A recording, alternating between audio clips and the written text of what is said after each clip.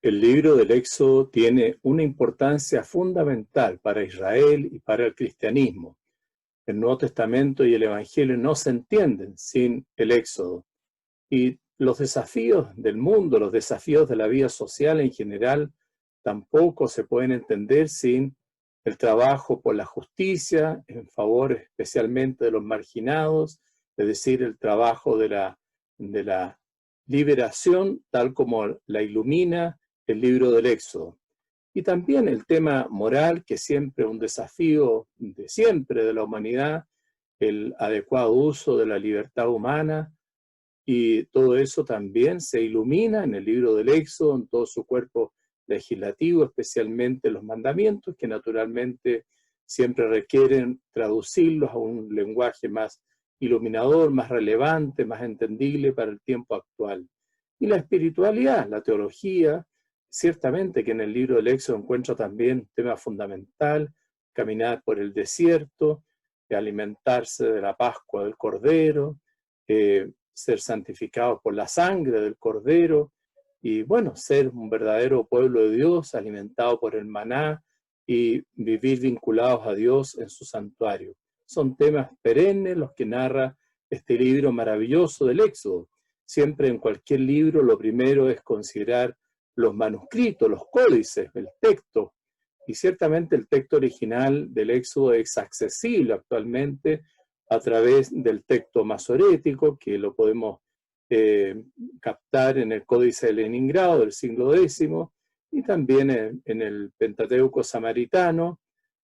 pero mucho más notable es el aporte que ha sido desde el año 1947 los documentos de Qumran, por los cuales tenemos bastantes manuscritos del Éxodo, que aunque son fragmentarios, tienen un valor inmenso porque nos permiten adelantarnos, digámoslo así, poder llegar, acercarnos 1000 años al texto original. Bueno, el Pentateuco samaritano muestra que ya en el siglo IV el libro del Éxodo era un libro canónico, y luego, bueno, vienen las traducciones. La primera y la más importante es la traducción de la Septuaginta al griego, que ya en el siglo III nos permite tener una manera de confrontar el texto hebreo y ver realmente su adecuada traducción, tal como la hicieron los judíos. En el libro del Éxodo hay, por supuesto, distintos géneros literarios, hay distintos tipos de relatos, hay narraciones históricas, tipos poéticos, hay textos también legislativos, enseñanzas morales, textos litúrgicos o cultuales, bueno, pero toda esa diversidad integrado en una gran unidad que es el tema de la salida de Egipto y la alianza con Dios. Naturalmente que entre esos géneros también existen midrashim. Un midrash es un texto, un comentario que a veces puede tener un sabor épico y casi legendario, pero todo eso al servicio de un acontecimiento histórico real, que es lo que de alguna manera podemos rastrear. De hecho, dentro de la exégesis, lo que se llama la Escuela de Historia de la Tradición, nos permite ir remontándonos en el pasado hacia antiquísimas tradiciones ancestrales, como el Cántico de Moisés y de Miriam en el capítulo 15 del Éxodo, o el mismo Decálogo en el capítulo 20. Bueno, son textos antiquísimos que tienen una base absolutamente confiable en las tradiciones de las tribus y en sus movimientos, en sus migraciones y en las celebraciones litúrgicas en las cuales van conmemorando estos acontecimientos que son naturalmente claves en la vida de Israel. El problema del autor, del origen del libro del Éxodo, es un problema ancestral. Hablamos del segundo libro de Moisés, y por supuesto que pueden haber textos que sean de la época de Moisés, del siglo XIII, como explícitamente afirma Éxodo 17:14, que Dios le mandó a Moisés escribir, o Éxodo 24:4, como Moisés escribió en un libro, en un sefer. Pero en el libro, en su conjunto, en su totalidad, la crítica literaria puede reconocer diversas manos, distintos orígenes, distintas tradiciones. hay ciertas como anormalidades literarias, como incongruencias, repeticiones, saltos narrativos, cambios de estilo, diferencias de vocabulario. Y bueno, todo eso nos permite reconocer en el libro del Éxodo las tradiciones que ya conocíamos en el libro del Génesis, la tradición yavista, la tradición eloísta, la tradición deuteronomista, la tradición sacerdotal, tradiciones que se puede discutir sus orígenes, pensar que el yavista del siglo X en Jerusalén, que el eloísta del siglo VIII en el norte, que el deuteronomista son gentes del norte migrados al sur en torno al siglo VIII, VII, y que la tradición sacerdotal es del exilio o posexílico. Bueno, pero podemos discutir el origen y poder discutir sobre todo la atribución de tal o cual versículo a tal o cual tradición. Pero lo que está claro es que hay distintas tradiciones que a su vez recogen narraciones antiquísimas, tradiciones ancestrales, y que luego todas ellas han sido integradas de una manera maravillosa en una redacción final hecha en la época posexílica, en el periodo persa, en la cual los israelitas, después del año 538, bajo el dominio persa, necesitaban volver a pensar en el éxodo y el peso de los tributos persas y toda esta opresión que significaba, que no fue solamente época de tolerancia, ciertamente lo fue en lo religioso y cultural, pero también hubo una presión persa que de alguna manera hizo a los israelitas volver con renovado interés a los acontecimientos del éxodo. Bueno, hay muchas discusiones sobre la historicidad, sobre la verdad histórica de los acontecimientos que narra el libro del Éxodo. Uno podría plantear distintas objeciones que los hace la crítica, objeciones calificando que la base arqueológica es débil, o que no se puede acreditar una esclavitud de hebreos en Egipto, o discusiones grandes como las tres tradiciones o teorías sobre la ubicación misma del monte Sinaí, o el problema de Madián, donde si está al este o al oeste, ¿no es cierto?, de la Arabá, y cuál es la influencia que tuvo en el yavismo, o si, bueno, muchas complicaciones de tipo literario, las contradicciones del relato, o si los hechos como esenciales, como el paso del Mar Rojo, están influidos por acontecimientos posteriores, como el paso del Jordán, que según narra Josué 3, también se deja de fluir, a veces por desmoronamientos de tierra. Y bueno, todo esto naturalmente que plantea muchas preguntas de la historicidad de los milagros, de las plagas narradas y del sabor legendario de algunos textos como el capítulo 2 del Éxodo sobre el nacimiento de Moisés, en fin. Pero junto con todas esas observaciones y argumentos y objeciones críticas a la historicidad, hay por otro lado una argumentación muy contundente a favor de la verdad histórica de los acontecimientos narrados en el libro del Éxodo. Bueno, toda la vida de Israel pende de este acontecimiento fundamental y hay una confluencia abrumadora de las diversas tradiciones, de las distintas orígenes, todos convergiendo hacia los mismos hechos, y hay que reconocer que hay un núcleo histórico subyacente donde se encuentran todas esas convergencias, aunque naturalmente que está narrado teológicamente, presentado de una manera distinta como hoy en día se narran los acontecimientos. Pero evidentemente que el libro dista mucho de cualquier otro relato imaginativo, como una leyenda, una fábula, un cuento que hay, ¿no es cierto?, en la Sagrada Escritura otras oportunidades donde se trata de alegorías, parábolas y relatos que no pretenden ser históricos, pero en este caso estamos hablando de acontecimiento histórico, aunque naturalmente en este acontecimiento los perfiles concretos más antiguos cuesta mucho delinearlos porque son acontecimientos muy antiguos, pero hay incluso en el mismo libro cierto interés y ciertos guiños a la arqueología, por ejemplo en 1.11 cuando se habla de estas ciudades depósito, Pitom y Ramsés, que efectivamente el emperador, el faraón Ramsés II, que gobernó Egipto entre 1290 y 1224, él efectivamente construyó esas ciudades en el delta, ciudades depósito, donde de alguna manera tenía guarniciones para poder contener la presión de los pueblos asiáticos hacia Egipto. Y entonces, bueno, eso está debidamente acreditado, lo que narra el libro del Éxodo. Y cuando el relato del libro asume como género literario alguna narración legendaria, como es en el caso de Éxodo 2, al narrar el nacimiento de Moisés, tomando como inspiración la leyenda de Sargón, ese niño abandonado en el río Éufrates, que fue luego adoptado por una diosa. Bueno, es verdad que el relato del Éxodo asume, usa esa narración como una metáfora, pero la modifica notablemente y la reinterpreta en conformidad con la fe de Israel, ¿no es cierto?, la fe en el único Dios, en Yahvé. También desde el punto de vista histórico hay discusiones muy interesantes, porque en el relato del libro parece haber dos éxodos. Uno se pregunta si son dos grupos distintos o dos tradiciones. Bueno, un cierto relato, un cierto grupo vivió el éxodo expulsión,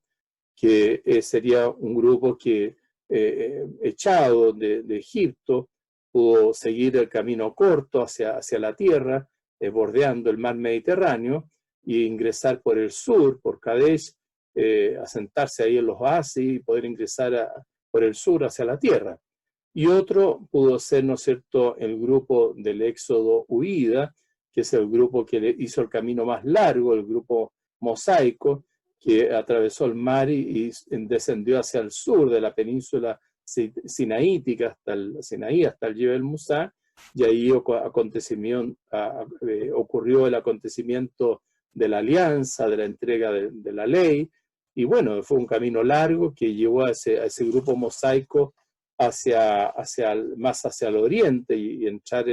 a Israel por Transjordania, cruzando el río Jordán. Bueno,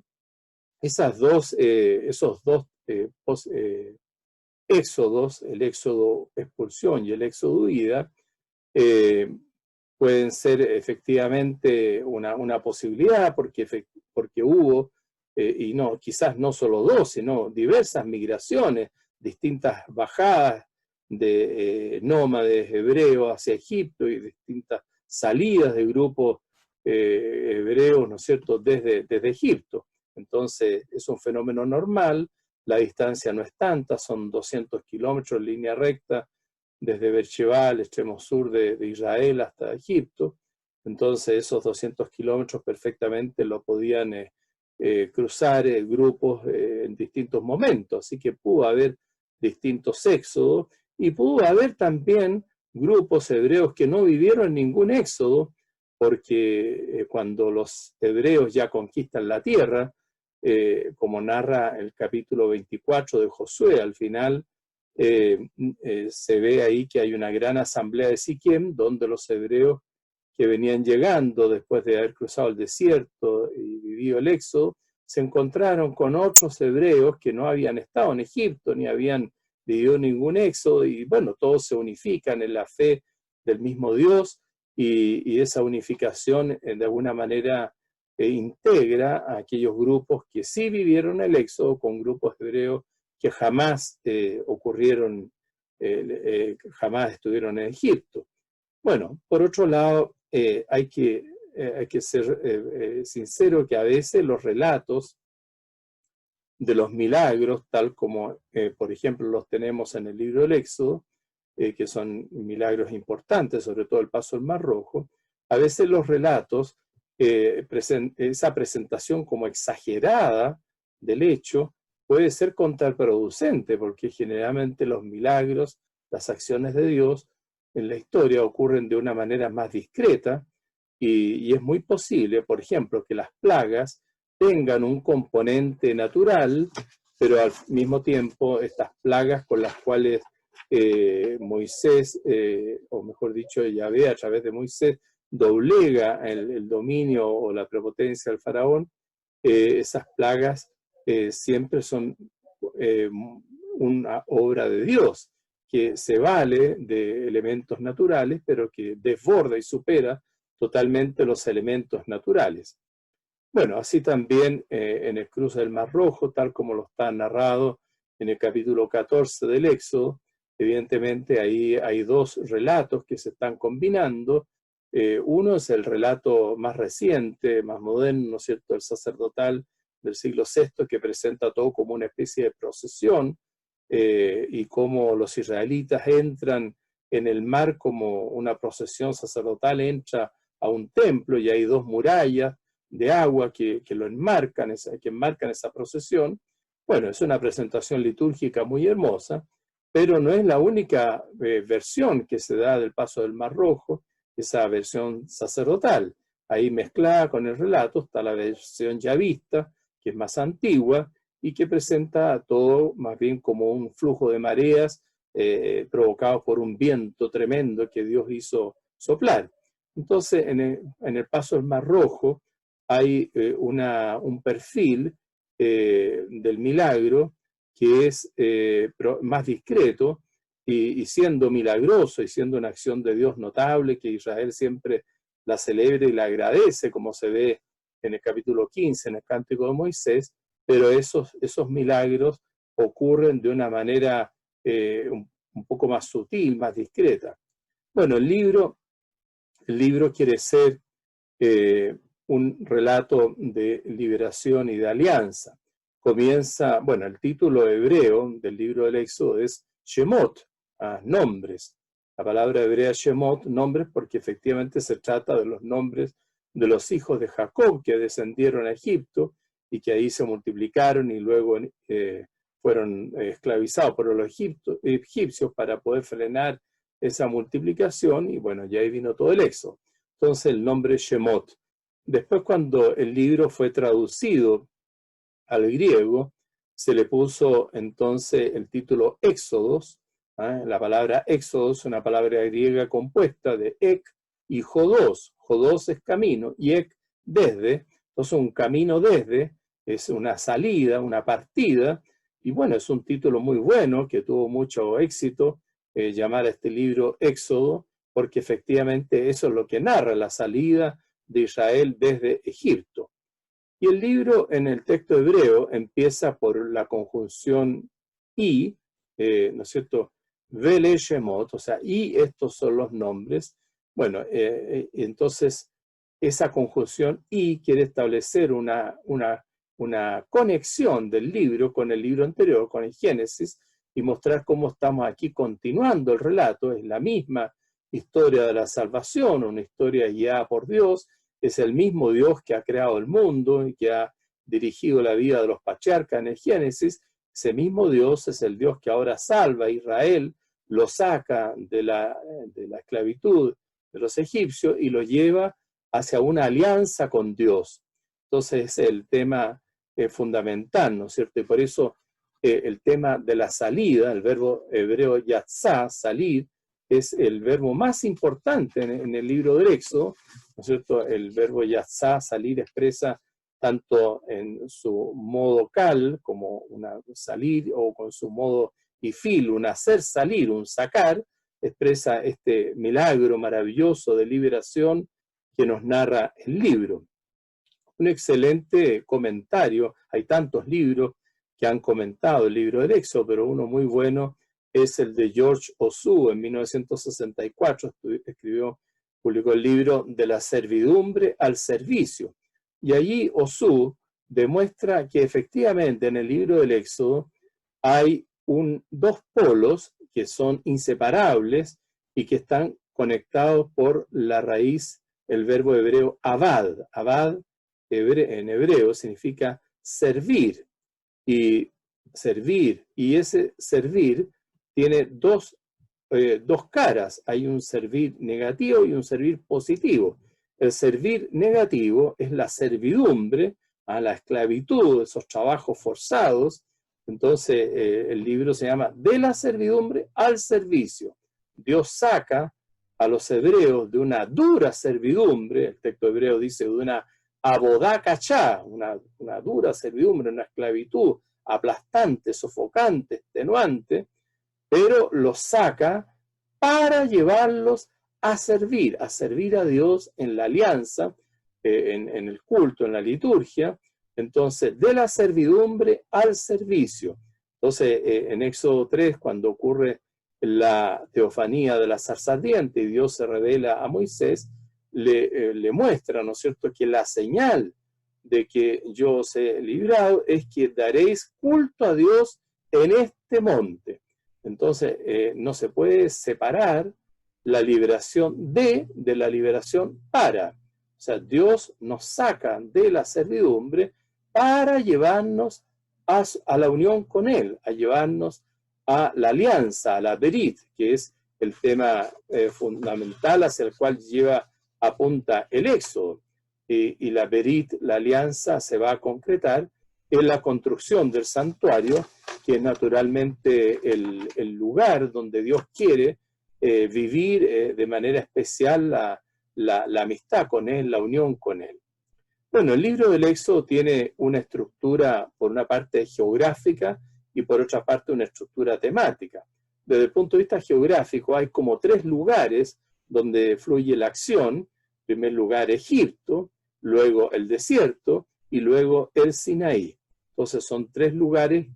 y cada lugar, cada macom, tiene una riqueza especial porque todo parte de esa esclavitud en Egipto, ¿no? Luego viene el tema del desierto, el Midbar, y todo lo que es la tradición del caminar por el desierto con todos los problemas de la sed, del agua, el alimento, en fin, y el cansancio, el hastío, las murmuraciones, todos los problemas que ocurren en el camino del Éxodo y cómo Dios los sostiene en ese camino a través del agua de la roca, a través del maná, a través de la carne de las codornices.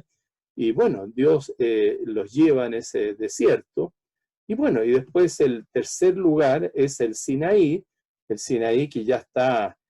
anunciado de alguna manera simbólicamente desde el comienzo del libro, en el capítulo 13, en la Epifanía de la zarza ardiente, porque la palabra zarza en hebreo, sené, etimológicamente o al menos sonoramente, en hebreo suena igual, ¿no es cierto?, sené que Sinaí. Entonces,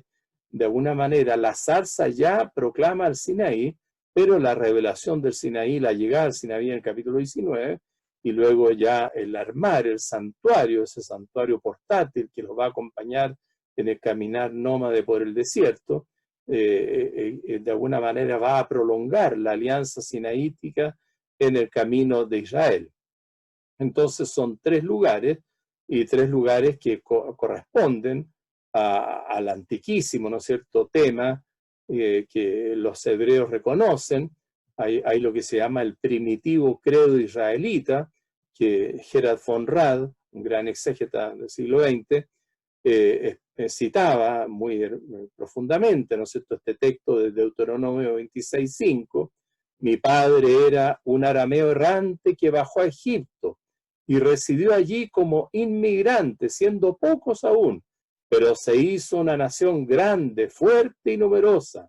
Los egipcios nos maltrataron, nos oprimieron, nos impusieron dura servidumbre. Nosotros clamamos al Señor, Dios de nuestros padres, y el Señor escuchó nuestra voz, vio nuestra miseria, nuestras penalidades y nuestra opresión. Y el Señor nos sacó de Egipto con mano poderosa y brazo extendido, con gran terror, con señales y prodigios. Nos trajo aquí y nos dio esta tierra, tierra que emana leche y miel.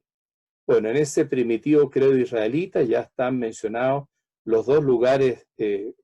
extremos, digamos, de todo el camino por el desierto, que por una parte es Egipto, de donde salen, ¿no es cierto?, por la liberación, y luego la tierra, la Eretz, la conquista de la tierra prometida, que naturalmente eso va a ser ya no mención del relato del libro, porque el libro del Éxodo termina a los pies del Sinaí, con la armazón del santuario, y luego seguirán los libros posteriores, ¿no es cierto? Levíticos todavía ahí en el Sinaí, pero el libro de los Números, Bemidbar, continúa el relato del camino por el desierto, y luego ya con el Deuteronomio ya se recapitula toda esa, y todo queda a punto para iniciar la conquista de la tierra, como la narran el libro de Josué y de los jueces.